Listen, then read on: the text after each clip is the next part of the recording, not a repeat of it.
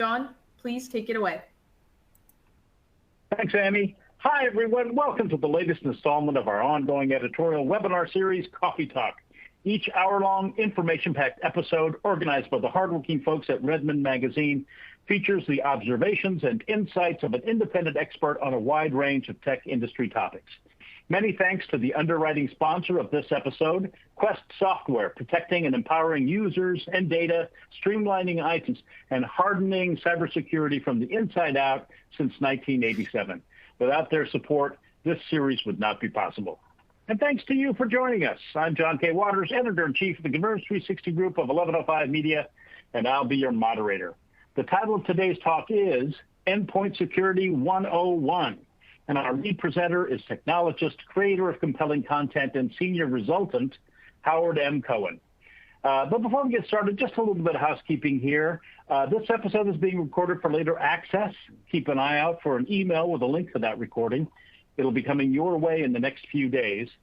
We'll make some time during the talk for questions. Please feel free to type your questions into the Q&A box at any time.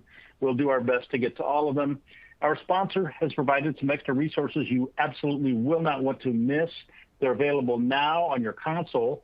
And as a small thank you to the first 200 attendees who stick with us to the end, we will be sending you a $5 gift certificate to Starbucks. It's a cup of joe to go with the info. Now let's meet our first presenter. Howard M. Cohen has spent more than 40 years in the IT industry. During that time, he has held senior executive positions in many of the top channel partner organizations, and he currently writes for and about IT and the IT channel. He is a sought-after speaker, an insightful observer of the technology landscape, and one of our favorite presenters. You're in for a great session. Take it away, Howard.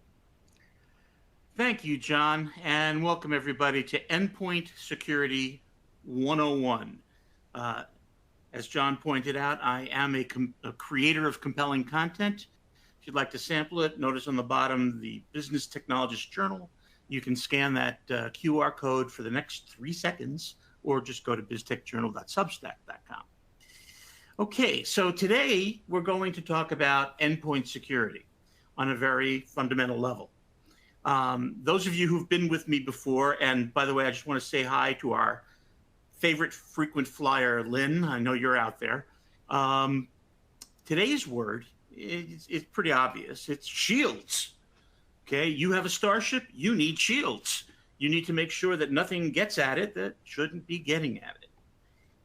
To provide an analogy that might be a little closer to home, let's say that you're hanging out and decide, I think I'm going to go visit the Prime Minister of England. Okay.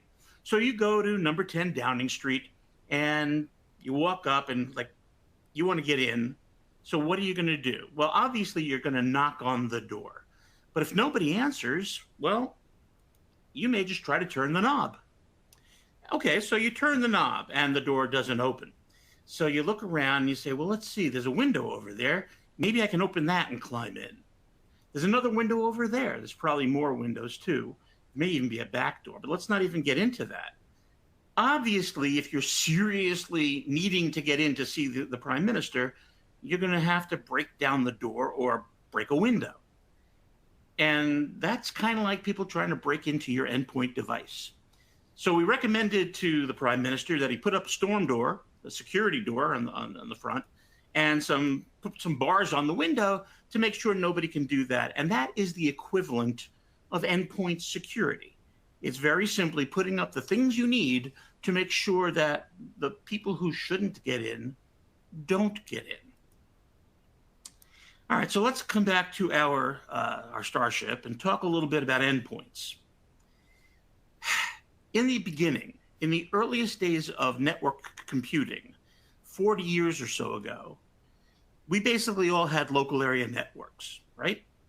And in a local area network, every device in the office was connected either to a backbone cable that went through the place or to a hub of some kind or a concentrator. And everybody was connected. So if any of your users needed to gain access to network resources, they simply sat behind one of these devices and logged into the network. Good news, there was no way that anybody was going to hurt them because nobody could get in or out. And as a matter of fact, it was really early on in the development of the internet, and it wasn't very well connected to anybody yet. So we were all happy, sitting in our own little LAN, doing our thing, sharing file servers, sharing printers and other peripherals, sending little messages to each other. Life was good.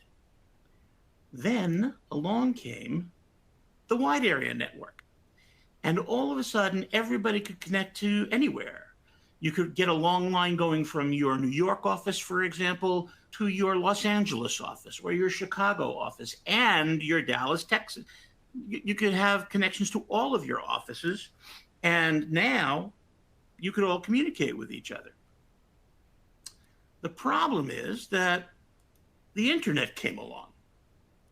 And when the internet came along, everybody started connecting to everything through it. And now, no matter what you were connecting to, there was a good possibility that you were also connecting to the internet. And now your LAN was no longer safe.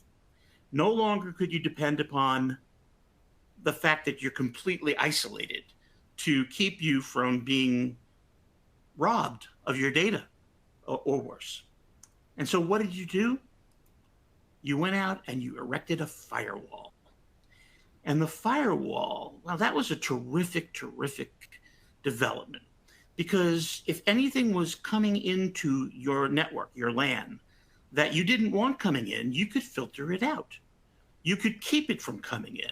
And by the same token, if anybody in your organization was trying to reach out to something or send something to somebody that you didn't want them doing it, you could keep them from doing it. Now, a little bit of history. The very first firewall, little known fact, because nobody's as old as me anymore, the very first firewall was called the Gauntlet. It was produced by a company called Trusted Information Systems, the Gauntlet. And Trusted Information had a very, very simple call to action, a battle cry, if you will. And that is, that which is not specifically permitted is strictly forbidden. So basically, their firewall shut off everything. And if you wanted anything let through, you had to actually actively let that get through. To this day, a lot of people continue to observe it's not specifically permitted, it's strictly forbidden. And they help themselves do that. Okay, by doing that. So great, now we had some control over it, we had some security, life seemed good, but then, many years later, we rocket forward to the year 2020. Anybody remember what happened in 2020? Yeah, we all got sick. The COVID pandemic sent everybody anywhere home to work from home. Now, all of a sudden, all of our people were connecting in from their wide area network. And most of them weren't even doing that. They were connecting from the internet. Okay, now we've got a problem. Our firewall just became useless. It only protects the people who are still on the LAN, and they're gone. They've all gone home. So now what do we do? Now we have all these people all over the place that we have to protect. And how are we going to go do that? So one thing we could have done, well, let's go put a firewall at each of their homes. Think about the cost involved in doing that. Not just the cost of purchasing all those hardware firewalls, but the cost of installing them. And even beyond that, it's in somebody's home. What do you think the cost of supporting that is going to end up being? So that was not a good idea. So we came up with a new solution, firewall as a service. You can get everything else as a service. You can get infrastructure as a service. You can get software as a service. You can get everything as a service. Why not firewall? And so virtual firewalls replaced hardware firewalls. Now we could put protection around each of our people. Best of all, we could centrally control that and manage that. So if it needed any new rules added, we could do that from where we were. Okay, so firewall as a service was one very important development in the improvement of endpoint security, but not the only one. So let's talk about for a moment what we're talking about when we say endpoint.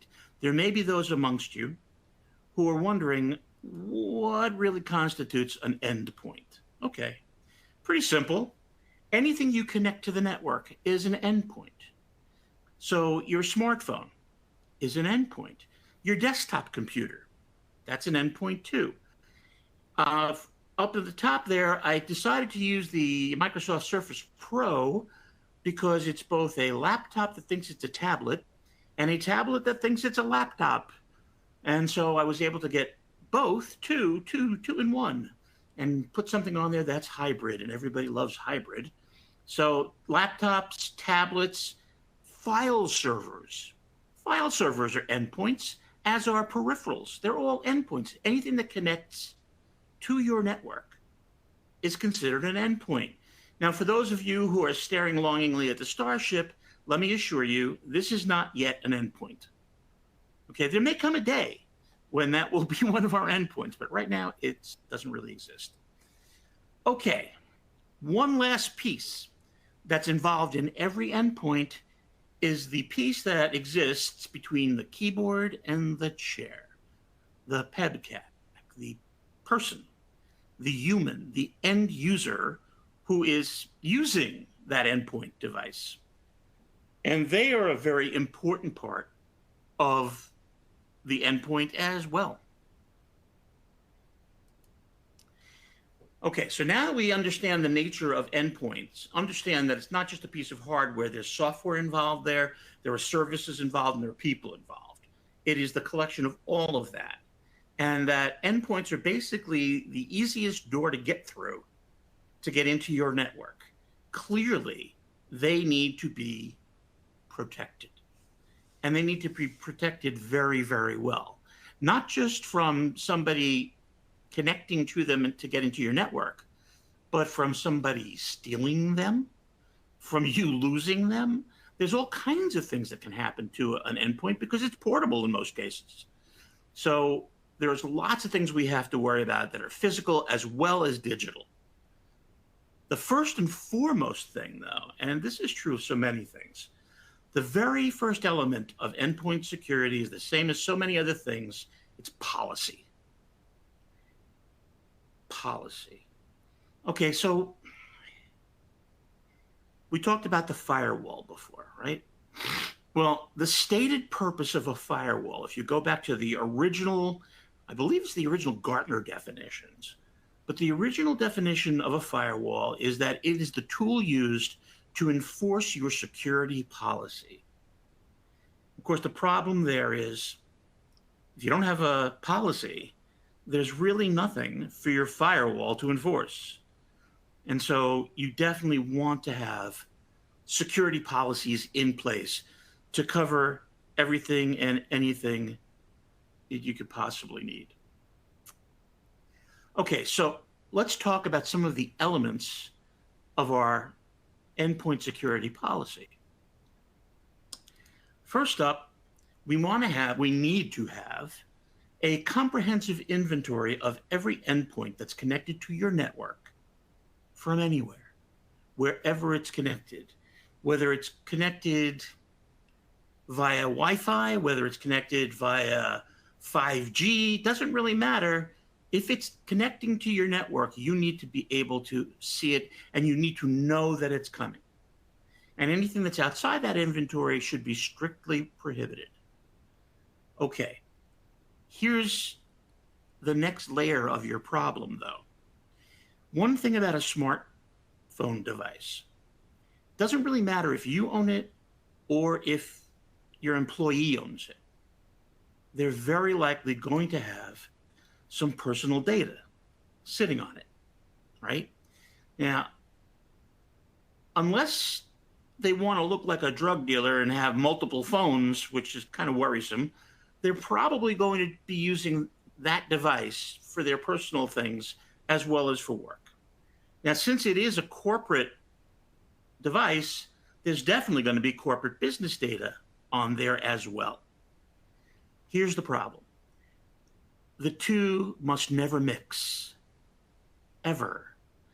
Imagine that one of your users uses Facebook Messenger to send one of your files to a buddy.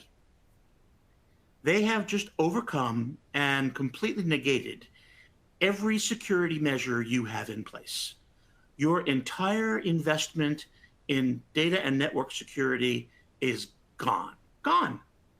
Because they can easily send your data elsewhere. Can't allow that to happen.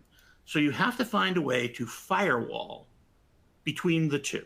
There's got to be some kind of partition, some kind of segmentation between their personal data and your corporate data. And going a step further, if the phone is ever lost or stolen, the very first thing you're going to want to do is turn it into a brick. That is to say, erase it completely. So it is completely inert, completely useless. And the problem you face is that in some localities, it may be against the law for you to destroy your users' data. So you're going to have to figure that out as you go. Okay, so we have some real challenges. And by the way, those of you who said, well, what about VDI? Very good idea. Another very viable strategy for getting smartphones on your network. Here is the laptop desktop. And it's a reminder that it is best to make sure that every device that's connecting to your network has the current version of the operating system, the current level of security software, and all the security updates, all of the software updates, all of the other updates that are out there. And when it comes to patches, yes, you want to interrogate your patches to make sure they won't break anything else. But once you've done that, and you need to do it quickly, you want to be able to distribute those patches to every device very quickly, centrally. I am not saying that anybody's users are incompetent. What I am saying is that the competence of users is not consistent. Not every user has the same level of competence with technology. Some will get it right every time, others will never get it right, and everybody else is in between. You can't depend upon your users to do their updating and their patching and whatnot. That is just a terrible idea. And so we really don't want to do it. When it comes to users, you want to employ the principle of least privilege. Very simple. When somebody logs into your network, they are authenticated, right? They have to give a password and hopefully something else. Well, when they're authenticated, they also get authorization to use specific resources. So you don't want to give every resource to everybody. You know, for example, your Marcom division doesn't usually need access to your financial data. And your sales division probably doesn't need access to your manufacturing data. You see where I'm going here. Each department unto itself should have access to the data that allows them to do their job. And, you know, the idea of departments is a good one to follow too. If you use role-based access control, you take each of your users, and let's say you have a couple of thousand users, and you park a bunch of them in your financial department, and there are some in your sales department, others in your marketing department, there are others in your manufacturing department and operations and many other things in between. When it comes time to change access privileges, when it comes time to change somebody's rights, you don't go to each and every one of your thousands of employees. That's the easiest way to make mistakes. If you're doing the same thing repetitively over and over and over again, you can almost guarantee you're going to make mistakes somewhere along the way. Instead, you're just going to make those changes to the groups. And everybody who's in each group gets the changes you gave them. So RBAC, role-based access control, is a very good way to control access in a large network or a small network. Any network, every network should now be using multi-factor authentication. There's just no excuse. It is so easy today. And all you've got to do is turn it on for all your users. Just about everybody has a smartphone on which they can receive a 6-digit or 4-digit or 8-digit code. And they have to enter that code along with their password to gain access to your network, combining something they know, their password, with something they have, their smartphone. Amazing increases in security when it comes down to that. And there are really two reasons that that's so important, and both have to do with bad habits. The thing is, depending on whose study you look at, somewhere between 70 and 80% of all users on all networks have the same password, and that is password. That's right. Tons of people are using password as their password. Some try to be tricky and make it P4SSW0RD. Nobody's fooled. Others use 1, 2, 3, 4, 5, 6, 7, 8. Some use their dog's name. Others use their spouse's name. It's usually something simple. Those who do use or are forced to use complex passwords, they get around that too. They write that complex password on a sticky note, and they stick it under their keyboard where nobody will ever find it, except we know lots of people can find it. Some are so lazy they stick the sticky note on the front of their monitor. So that's a bad solution too. And therefore, you can't trust users to manage their own passwords. Better to have multi-factor authentication and make sure that the password is almost superfluous, almost unnecessary. So in the realm of network access control, when someone tries to log into your network from anywhere on any device, you want to make sure that that user authenticates themselves, that they're authorized for the right resources, and also that the device is authenticated and authorized. Is it the device it says it is? Is it running the most current version of its software? Is it fully prepared to connect to your network? Does it run sufficient security software to connect to your network? All of that has to be interrogated every time a device tries to connect. And that is one of the jobs of network access control. Finally, when it comes to users in a world where ransomware is still the #1 security threat, and that involves human engineering, you need to be training your users regularly, and you need to be updating them regularly.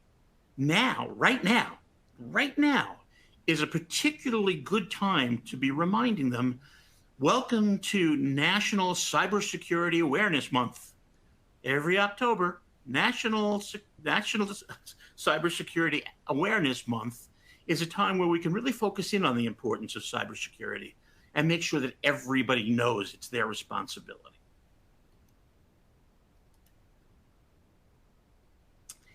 Most every device you have has ports.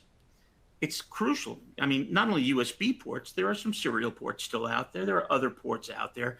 You need to make sure that every port is under your monitoring and under your control. If somebody puts a USB stick into a USB port and tries to copy files off, you've got to be able to make sure that that doesn't happen unless they've contacted you first to get permission. That's control. And getting down to the fundamentals, there's a word in this particular paragraph that I'm going to, oh, I already did. It's already highlighted in red. Look at that. You have to achieve and maintain full visibility. Visibility of what? The answer is yes. Visibility of everything. Every endpoint device, every software application, every user, every port on every device, you name it.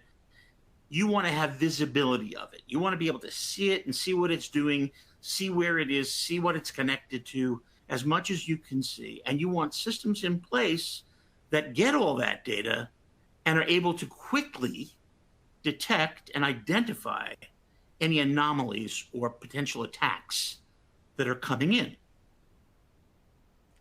Again, all a part of endpoint security. It's not all running on the device. A lot of it is running in your data center or in your cloud. And coming down to the most important metric of all, the attitude of your users. Those of you who hate the screaming, yelling user alert, let's get rid of it. If you detect a problem early, identify it immediately, and that's followed by rapid remediation. Whether you have to reset something, re-image something, whatever you have to do, if that happens 1, 2, 3, you're going to have a very happy user community. The thing that upsets them most is when they realize something's wrong, they've reported it, find out that everybody's reporting it, we haven't figured it out yet. You need to start putting everything in place so that you can figure it out quickly, and there's plenty of help out there for you. Also, at the very last step, is reporting to the required authorities.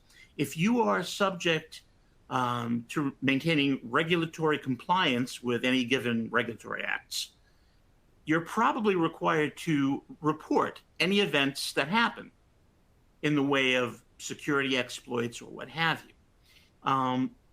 The act itself indicates who you have to report to and by when. Usually you have a very tight deadline. You have to report pretty much immediately. So be sure to review the act and prepare your management people to report to where they need to report as quickly as they need to.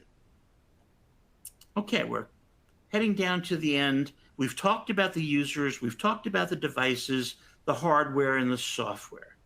The last thing I want to talk about is everybody's favorite slide. No, it's not bacon. It's data. And why bacon? Because everybody loves bacon. Most people tell you the only thing better than bacon is more bacon, right? Well, the same is true of data. Everybody loves their data. Everybody values their data more highly than anything else. And the only thing better than data, we prove every day, it's more data, because we're generating more and more data each and every day. It's amazing. It's inconceivable sometimes. And so the very last line of defense is to encrypt all your data, not just when it's traveling from place to place, but also when it's at rest in storage, whether that's in the cloud, your own data center, doesn't matter. Wherever it's in storage, it must be encrypted. And you know why? Because then when somebody tries to steal it, they end up with garbage. Unless they have the key, they can't do anything with it. And let me remind you, you never need to give that key to your cloud provider. Your cloud provider has no need for the key. They're not interested in your payloads. They're not interested in your data. So do not give them the key. Do not give anybody the key unless they are specifically supposed to have it. Which brings me back to focusing in on the word that I said was most important, and that is visibility. I can't stress enough. Whatever systems you put in place, whatever software you choose to use to accomplish endpoint security, the first thing you want to look at is how much visibility it gives you into everything. The more visibility, the better off you're going to be. If it alerts you when things go out of threshold, perfect. Visibility. So let's just run down in detail one last time. You want visibility of every endpoint that's in your inventory, whether or not it's active. You may want to know about the inactive devices so you can anticipate they may change your load balancing. Every connection to your network, and when somebody has connected that you know nothing about. Every data asset and every workload, and if you find a data asset on there, you can bet you probably have shadow IT going on somewhere. You need to root it out and get control over it. Every user and what they're using. This is especially in a cloud environment where users connect to virtual machines and you pay as long as they're using it. Many times they'll fail to release it. And so it sits there as a phantom, not being used, but you're still paying for it. So you want to know what everybody's using to make sure they're still actively using every VM. Every software license that's in use and every software license or subscription that is idle. There is nothing that is more career altering than onboarding new employees and buying each one of them a new license or a new subscription when you've offboarded some employees recently and their licenses and their subscriptions are sitting in inventory doing nothing. You just paid for more when you have already in stock doing nothing. And that can be a nasty thing in your life. You want to know every software application that's running. So again, you may have some shadow IT applications out there. You need to detect them and resolve them quickly. And you want to know every potential threat, not after it's happened, but as it's arising. As it's arising. You want to see it forming on the way in. Then, with all that visibility, you want control over every mobile device. You want centralized MDM, centralized mobile device management. So if a device does have to be bricked, you can brick it. If somebody's having a problem with a device, they just have to call support, and you can reach out through the network and solve their problem for them. Centralized MDM is critical. Centralized network access control. You have to authenticate everybody and everything as it's trying to connect to your network. Centralized patch and update management. Do not leave that to users. Users will forget. Not all of them, but some of them. And software application distribution, same thing. You want to make sure that it's completely controlled by you. Bottom line, you want to have the ability to immediately stop any threat before it can harm anybody. That may sound like a panacea, and maybe it is, but your ability to do it is completely dependent upon the remediation tools you choose. Now, I use the word tools here, but here's a thought. We used to choose the best of breed tool for each and every function, and engineers were very proud of the tools they chose, and they became the resident expert. And of course, if they ever left the company no longer had a resident expert in that tool. Today, we recommend best of platform.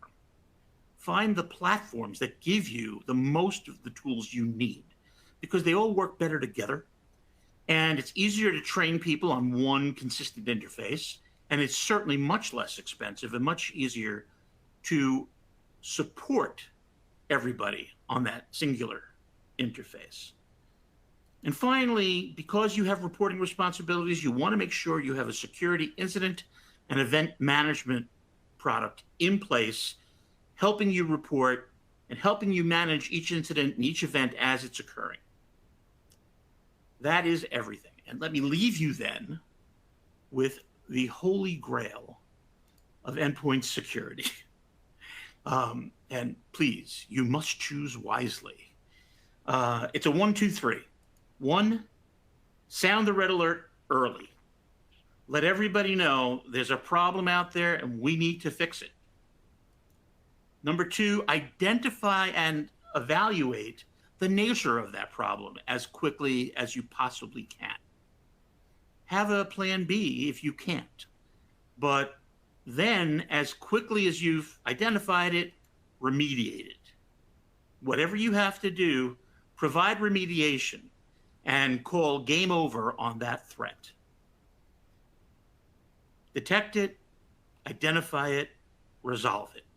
Bing, bang, boom. And with that, John, have we generated any questions? You sure have. Thank you so much, Howard. I was happy to see the bacon slide again. Okay. Okay, folks. Remember, you can type your questions. I love the bacon. It's a little triggering, but I still really like it. Remember, everybody, you can type your questions into the Q&A box at any time. We'll do our best to get to all of them. So our first question is an awesome one, as usual, from Lynn.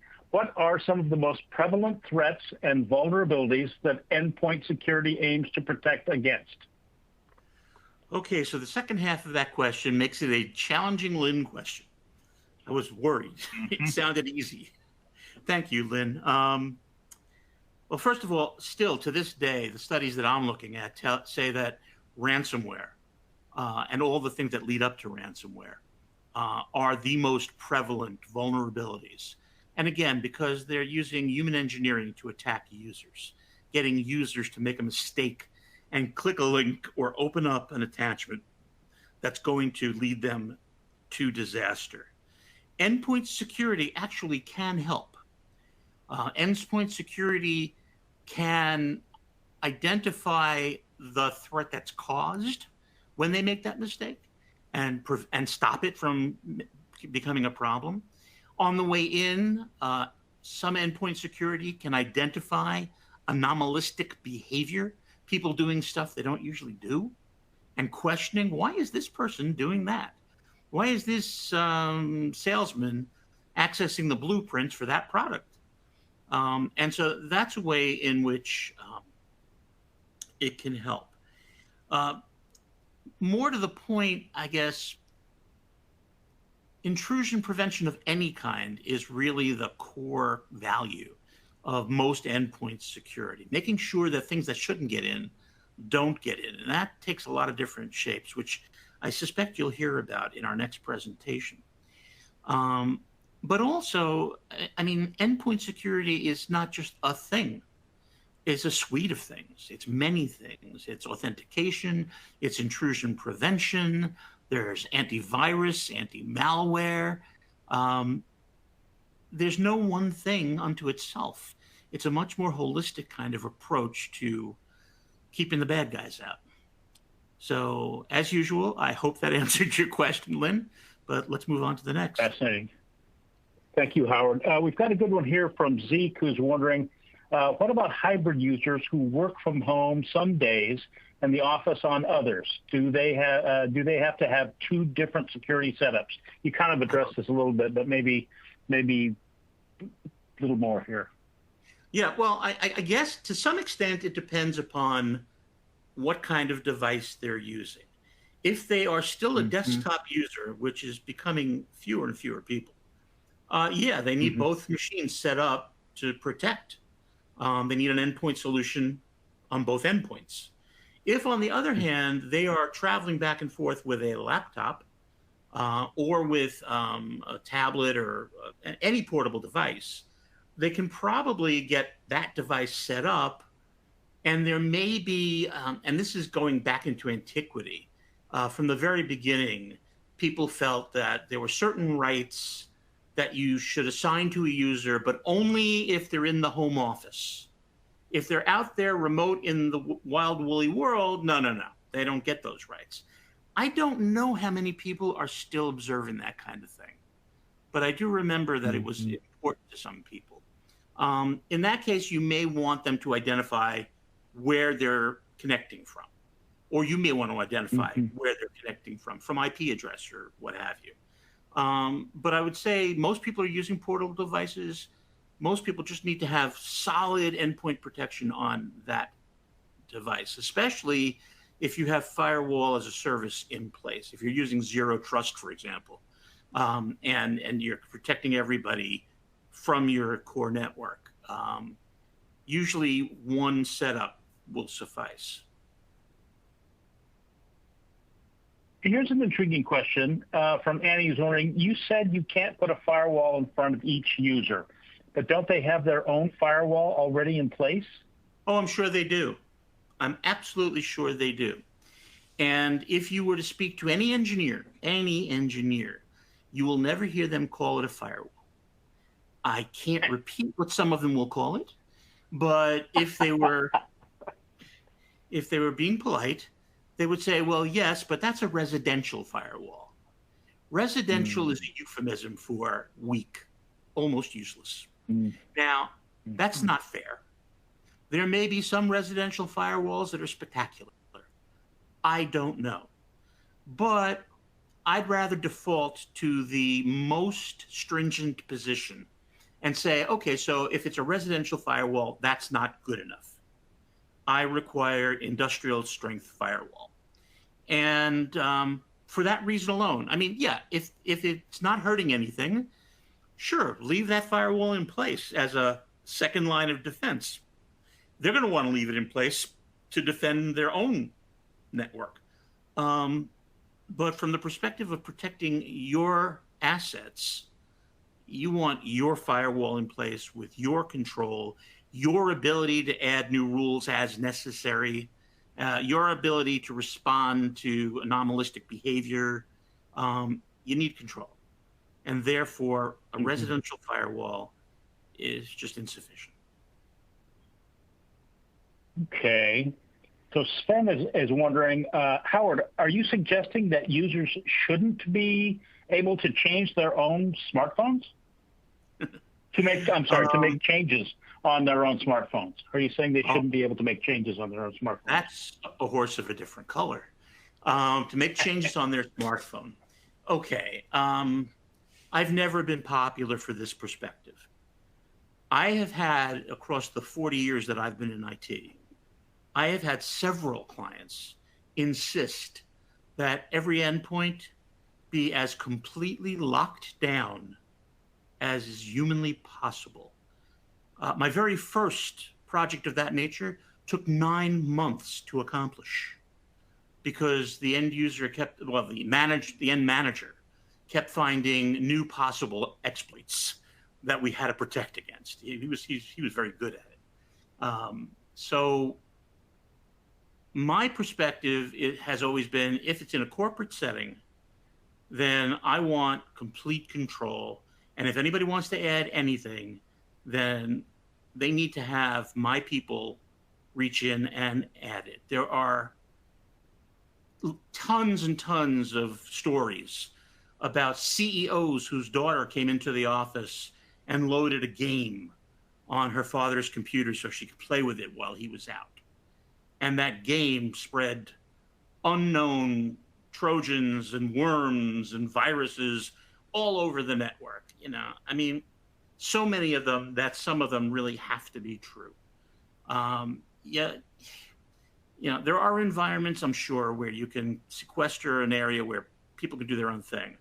But if it's me, if I'm managing a network, I become somewhat of a control freak.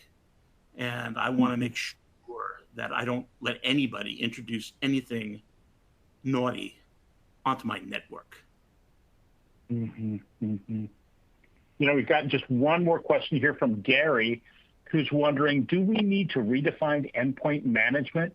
He says, not sure. Do we need to redefine endpoint management? Okay, Gary. I don't know if you're going to appreciate this answer, but you'd have to first tell me what the definition of endpoint management is. Sorry. There's so many. You can still do that, Gary, if you get it in quick. There are so many people with so many different definitions of what constitutes endpoint management. If you come from my overbearing control freak perspective, then no, you don't have to redefine it. I've always defined it the same way. I have universal control over everything. That's it. It has saved me from many, many disasters. That's the only thing I can say. But I don't know that there is one single central endpoint management definition that everybody salutes to. Maybe James knows, and when he comes up next, he'll share it. But I think, we need to define, and I think that every network manager has to define endpoint management for themselves. This is what you can expect from my IT department in the way of endpoint management. Give your users a warning so they know what's coming. That's great advice, Howard. Thank you so much.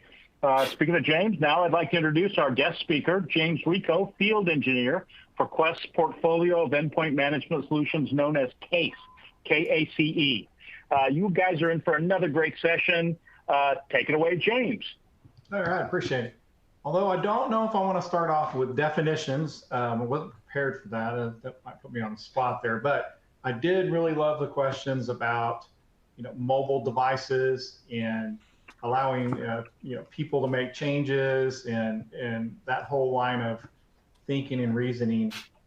One of the things that comes to my mind is the amount of the people that we talk to day in and day out. They're on top of their Windows game, right? They're really managing their Windows and possibly MacBooks.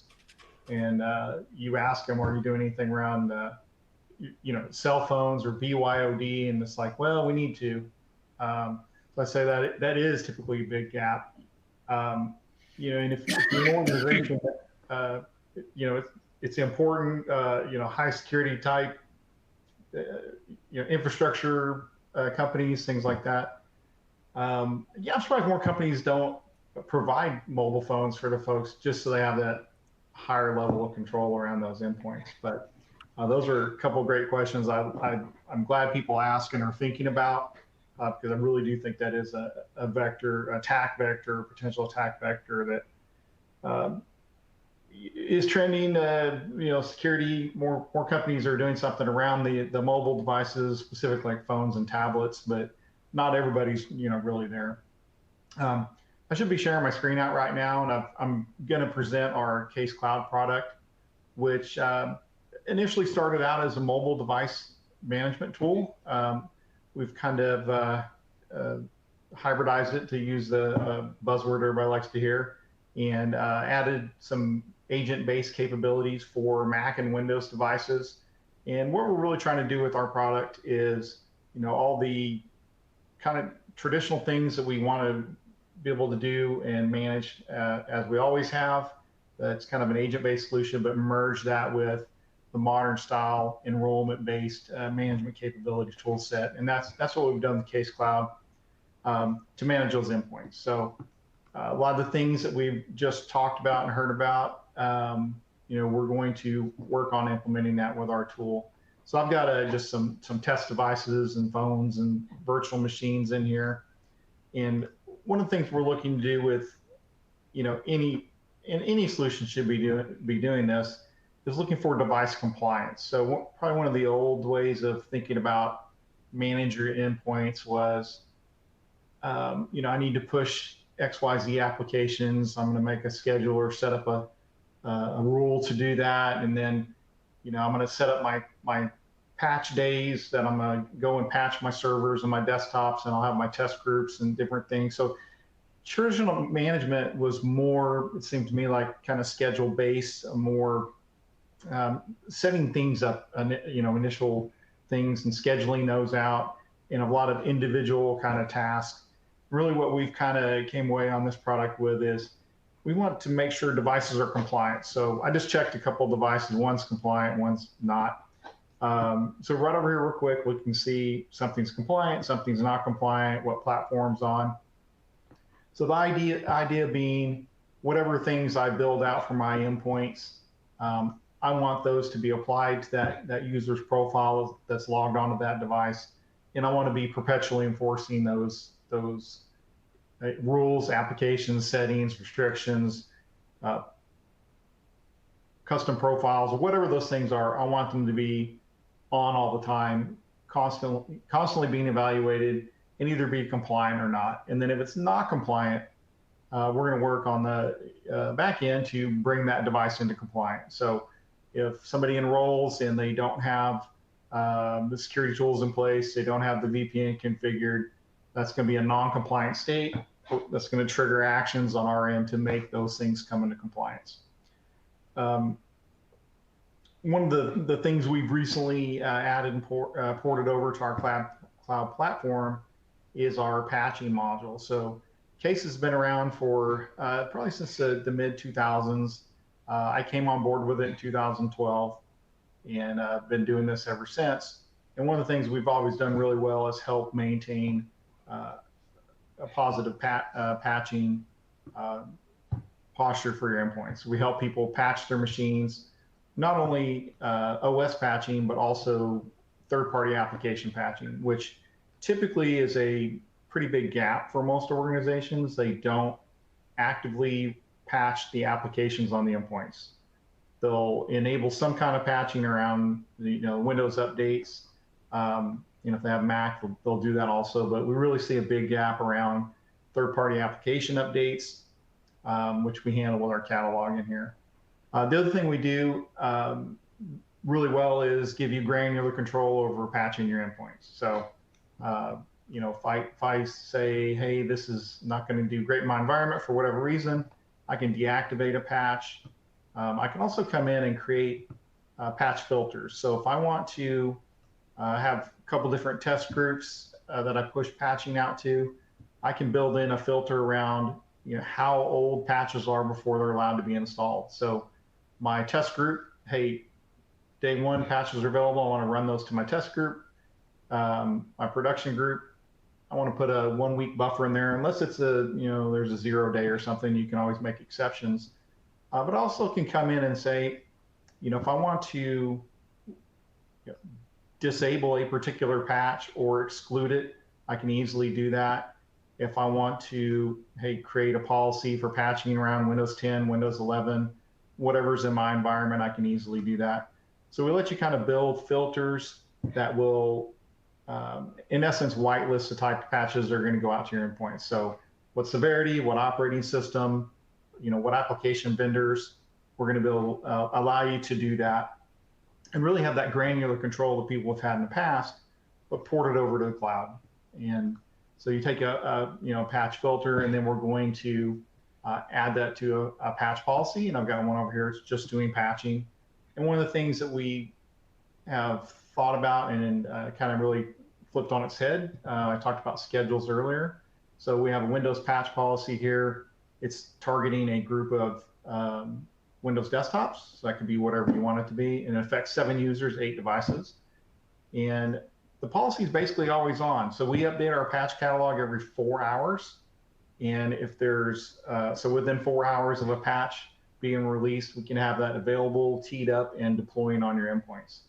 So it doesn't matter if, somebody's working from home, they're in the office, either one, it doesn't matter. They can be, patched as quickly as things are available. So instead of waiting to, patch once a month, or, sometimes people patch a couple times a month, we're always enabled, always patching your endpoints, always trying to keep them as compliant as possible.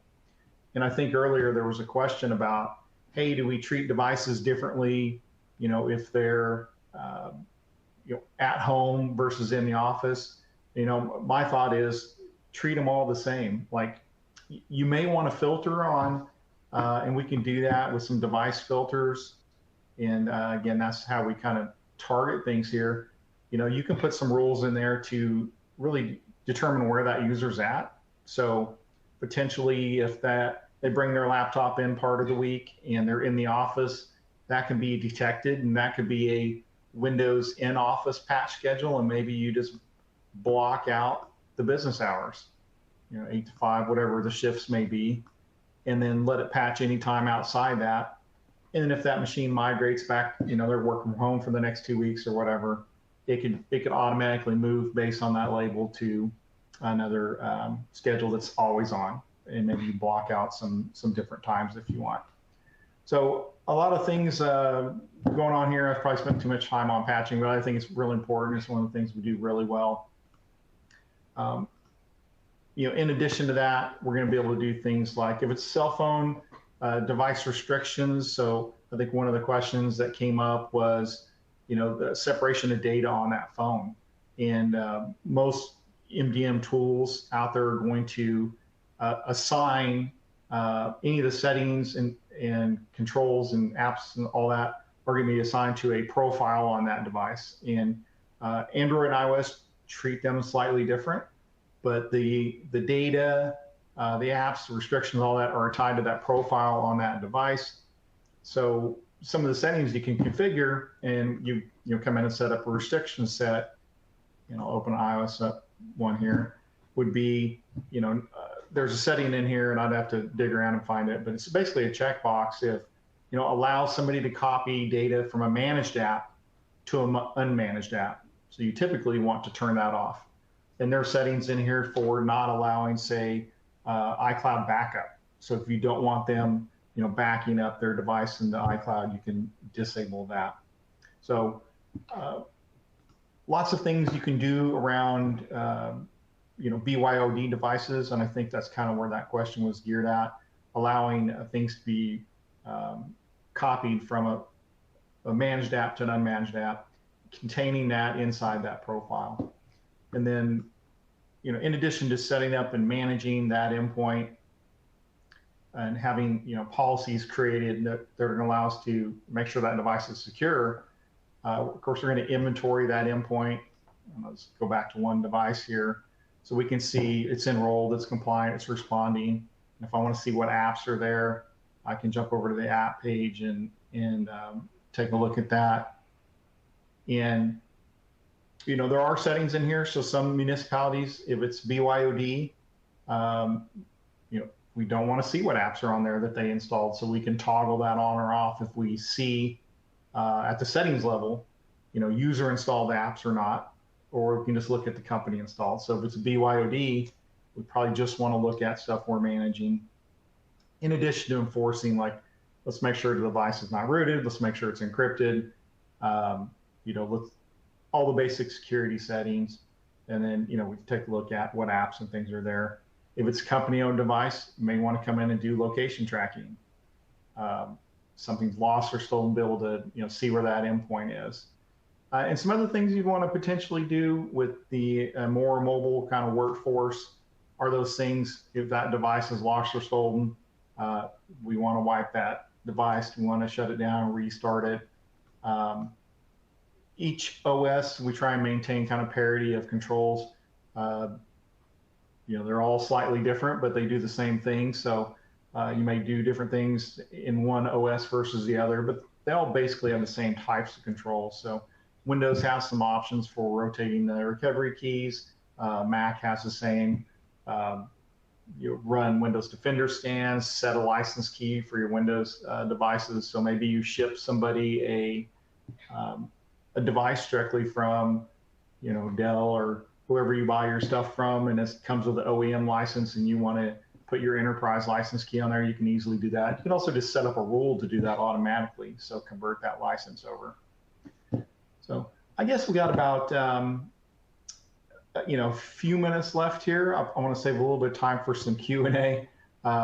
Short amount of time, but yeah, inventory those devices, push the applications so people have, what they need when they get their device and go right to work.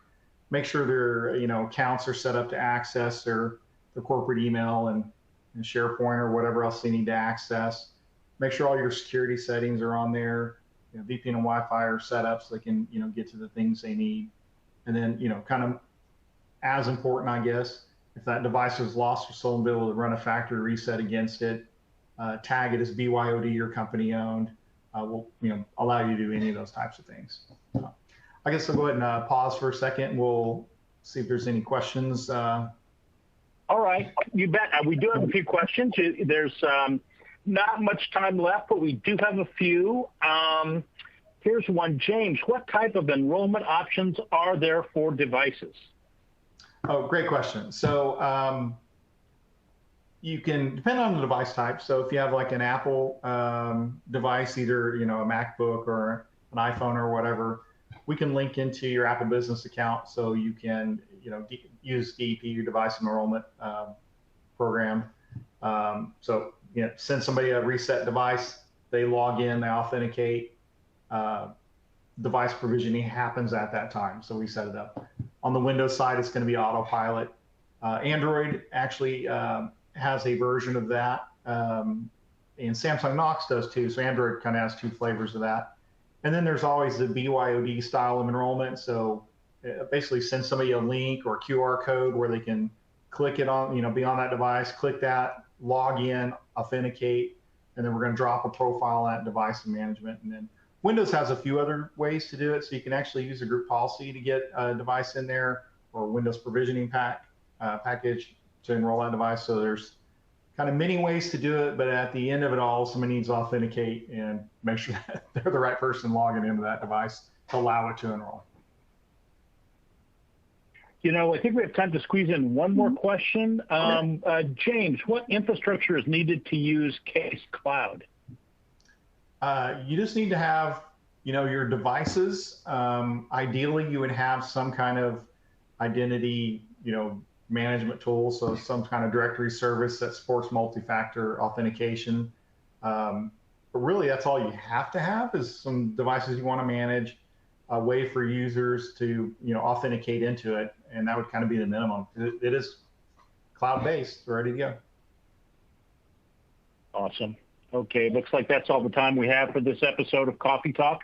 Many, many thanks to Howard M. Cohen for an insightful presentation and to our guest, James Rico, for joining us on this informative episode. And a special thanks to Quest Software for sponsoring this episode of Coffee Talk. We absolutely could not have done it without them. Keep an eye out for our next episode and for your Starbucks gift card. It should be coming your way in the next few days. Thanks, everyone, and have a great day.